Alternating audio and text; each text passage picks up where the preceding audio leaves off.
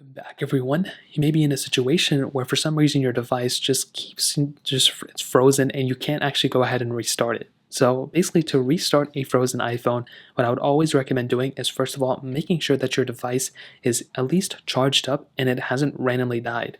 So if your device is completely dead and it's just not, powering on at all, well, go ahead and make sure it's charged. And then if your iPhone is completely frozen, what I always do is I typically will click the volume up button, volume down button, and I will just hold the side button, even if it's frozen. And all you want to do is just keep holding down that power side button right there until your phone completely powers off.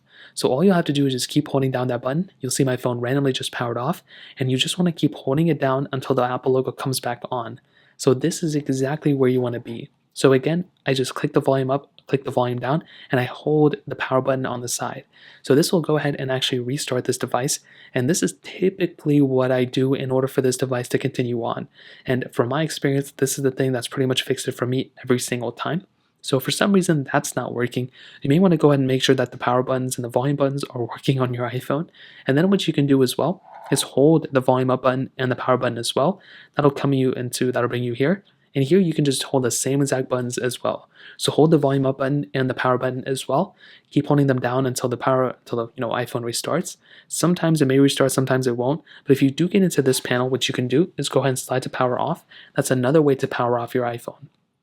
Now, for some reason your device is still not working and it's not powering off the way you do this, well, pretty much the only thing I would recommend doing is letting your iPhone just have the display on. So just keep your iPhone's display on for as long as you can.